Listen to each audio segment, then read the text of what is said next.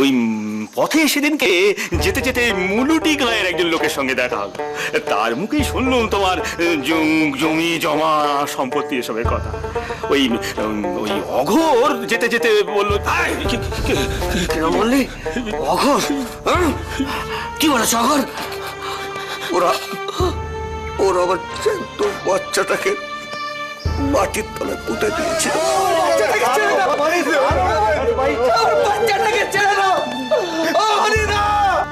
ওইটুকু বাচ্চাকে নিয়ে যেও না। না গো, না না, ওরা তোমার বাচ্চাটাকে পুঁতে দেয়নি। তোমার বউ বাচ্চা ওরা তো হারিয়ে গেছে, হারিয়ে গেছে।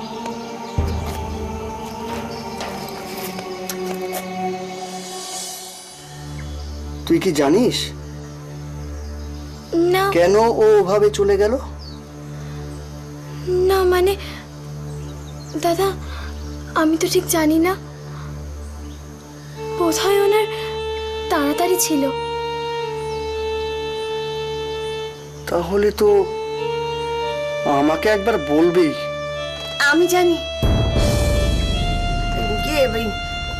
জামাই কেন চলে গেছে, এই কথাটা আমি জানি। ওইটা ওই আসলে ওই তুই চলে যাওয়ার পরপরই জামাই হঠাৎ করে মনে পড়ে গেল কি একটা জরুরি কাজের কথা।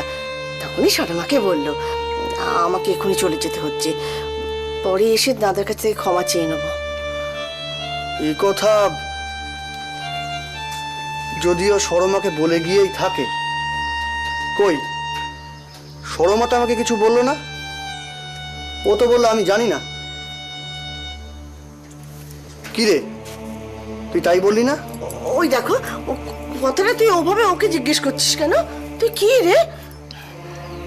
তোকে যতই ভালোবাসো মনে মনে ভয় ভক্তিও তো করে, সেই জন্য বলতে পারিনি।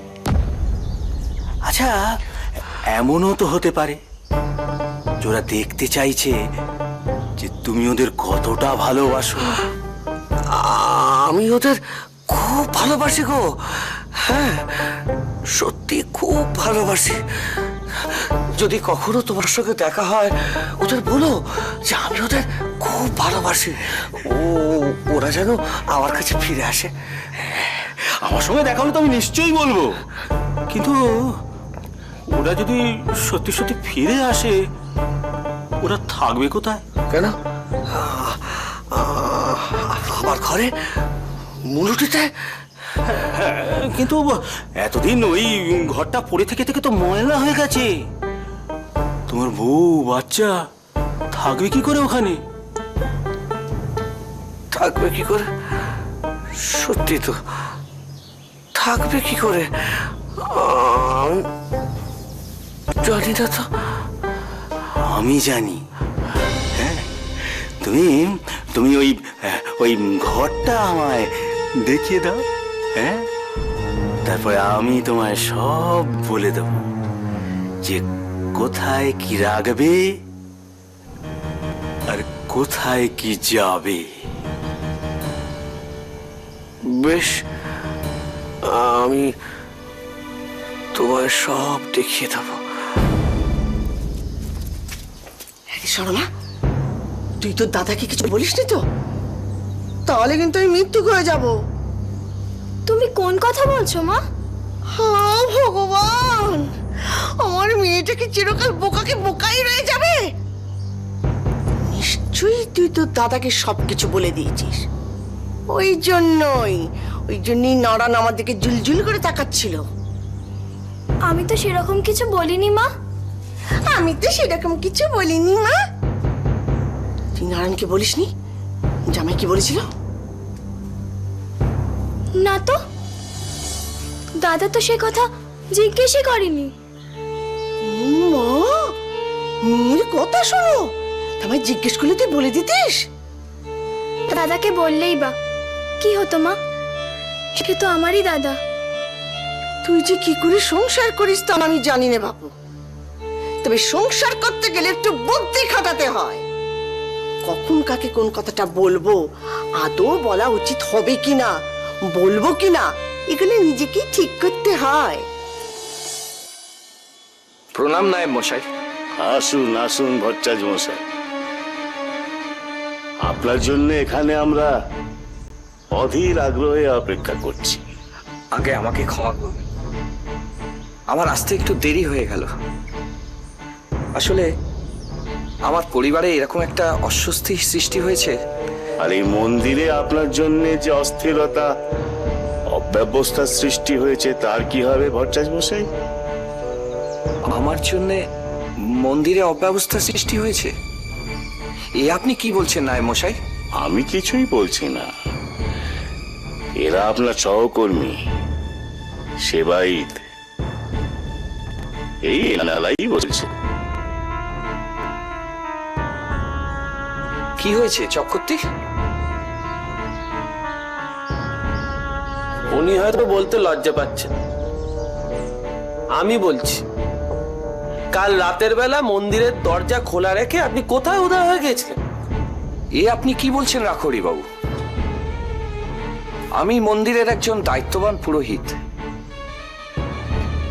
আমি এ কাজ করব এ আপনারা ভাবলেন কি করে? নায়েব মশাই, কাল রাতে মন্দির বন্ধ করার সময় আমি একাই ছিলাম। অবনি আমি বড়ই বিপদে পড়েছি ভাই। কেন, কি হয়েছে? আমার মা হঠাৎই খুব অসুস্থ হয়ে পড়েছেন। নীলু এইমাত্র এসে খবর দিয়ে গেল। আমাকে একবার এখনই ঘরে যাওয়া দরকার। মা যখন অসুস্থ তখন তো যাওয়া দরকারই। তুমি আমার একটা উপকার করবে ভাই? কি বলো? এখন এই মন্দির ছেড়ে আমার পক্ষে তো ঘরে যাওয়া সম্ভব নয়, কিন্তু তুমি যদি এখানে থেকে মন্দিরের দিকে একটু নজর রাখো তাহলে আমি চট করে একবার মাকে দেখে আসতে পারি। মিথ্যে কথা, ডাহা মিথ্যে কথা নায়েব মশাই। আমার উপর দায়িত্ব দেওয়ার কোনো প্রশ্নই ওঠে না, কারণ কাল সন্ধ্যার পরে ওনার সাথে আমার দেখাই হয়নি। এত বড় মিথ্যে কথাটা তুমি বলতে পারলে মুখুজ্জে? কোনো প্রশ্নই ওঠে না। আমি খুবই সৎ এবং নিষ্ঠা সহকারে মায়ের সেবা করি। ছোটবেলায় দু একটা মিথ্যা কথা বলেছি, তাও এখন ছেড়ে দিয়েছি। ছি ছি ছি ছি ছি ভট্টাচার্য মশাই, আপনি নিজে একজন ব্রাহ্মণ হয়ে আমার মতন একজন ব্রাহ্মণকে ফাঁসাবার ষড়যন্ত্র করছেন। বিশ্বাস করুন নায়েব মশাই, আমি যা বলেছি সব সত্যি। ভট্টাচ মশাই আমাদের পুরনো লোক নায়েব মশাই, তাই বলছিলাম যে হ্যাঁ, আপনি থামুন। আপনার কাছে আমি শুধু একটা কথাই জানতে চেয়েছি, আপনারা সকলে মিলে কি দেখেছিলেন? মন্দিরের দরজা খোলা অবস্থায় পড়েছিল? আগে আগে হ্যাঁ, আমি আর মুখুজ্জে তাই দেখেছিলাম। আপনার আর কিছু বলার আছে ভট্টাচার্য মশাই? আমি আর কি বলবো নায়েব মশাই, মাথার উপরে তারা মা আছেন, তিনি সব দেখছেন কোনটা সত্যি আর কোনটা মিথ্যে। তারা মা নিশ্চয়ই আছে, তিনি আদি অনন্ত অন্তর্যামী, কিন্তু তিনি তো আপনার হয়ে সাক্ষী দেওয়ার জন্য এখানে নেমে আসবেন না। তাছাড়া সবাই এখানে সচক্ষে সবকিছু দেখেছে। আপনি দায়িত্ব জ্ঞানহীনের মতন মন্দিরের দরজা খোলা রেখে চলে গিয়েছিলেন। আপনি একবার ভেবে দেখুন নায়েব মশাই, সেই সময় কোনো চোর ডাকাত এসে তো মায়ের গায়ের সমস্ত গয়না নিয়ে যেতে পারতো। সে তো বটেই। আর তখন রানীমা মৈত্র মশাইকে সব জবাব দিয়ে আমাকেই তো করতে হতো। হয়তো ভট্টাচ মশাই একটিবার একটা মস্ত ভুল করে ফেলেছেন, আপনি এবারকার মতো তাকে মাফ করুন। ওনাকে মাফ করে দিলে মৈত্র মশাই আমাকে সাফ করে দেবে চক্রবর্তী মশাই। এই ভট্টাচার্য মশাইয়ের প্রতি অত্যন্ত সহানুভূতিশীল হলেও আমি একটা কঠিন সিদ্ধান্ত নিতে বাধ্য হচ্ছি। সিদ্ধান্ত? আগে হ্যাঁ, আপনাকে এই মন্দিরের কাছ থেকে বরখাস্ত করা হলো না, এমন কথা আমি বলছি না। কিন্তু আজ থেকে মন্দিরের দায়িত্বে থাকা তো দূরের কথা, মন্দিরের কোনো কাজ আপনি করবেন না। নায়েব মশাই, বলছিলাম কি, দুর্গাদাস বাবু এখন এখানে নেই, আর মৈত্র মশাইও ঘটনাটা জানেন না, তাই বলছিলাম কি। এর বেশি কিচ্ছু বলার চেষ্টা করবেন না। শুনলেন না? আমি মাঝে মাঝে খুব কঠিন হয়ে যাই, আর যখন তা হয়ে যায় আমার কিন্তু মাথা ঠিক থাকে না। তা দিদি, শুনলাম সরমা নাকি এসেছে শ্বশুর ঘর থেকে। শুনেছিস বুঝি? কার কাছ থেকে শুনলি? ওই তো তোমার কর্তার সাথে কালীর বাবার দেখা হয়েছিল। উনি তো বললেন তোমার মেয়ে এসেছে শ্বশুর ঘর থেকে। ও আর আর কি বলেছে? কই, আর তো তেমন কিছু বলেনি গো দিদি। ও হ্যাঁ, ওই কদিন হলো আমি আমার ঘরে এসেছি। সরমা তো আমার কাছে আসতেই চায় না, বলে শ্বশুরের ভিটে ছেড়ে বাপের ঘরে ঘন ঘন যাওয়া ভালো নয়। কিন্তু আমার জামাই বলেছে, যাও যাও বাপের ঘরে কদিন ঘুরে এসো, ওনারাও তো তোমায় কদিন দেখেনি, যাও, তাই আসা। আজ তাহলে আমি আসি গো, ওদিকে আবার বামা আর কালীকে ঘরে একা রেখে এসেছি। আসি কেমন? মা, কি রে বামা, তুই এখানে? আমি তোমার কাছেই আসছিলাম। তোমার দেরি হচ্ছে দেখে দিদি আমায় পাঠালো। পথের ধারে দেখি নেত্য বসে কাঁদছে, বললো হোঁচট খেয়ে পড়ে গেছে। ও বাবা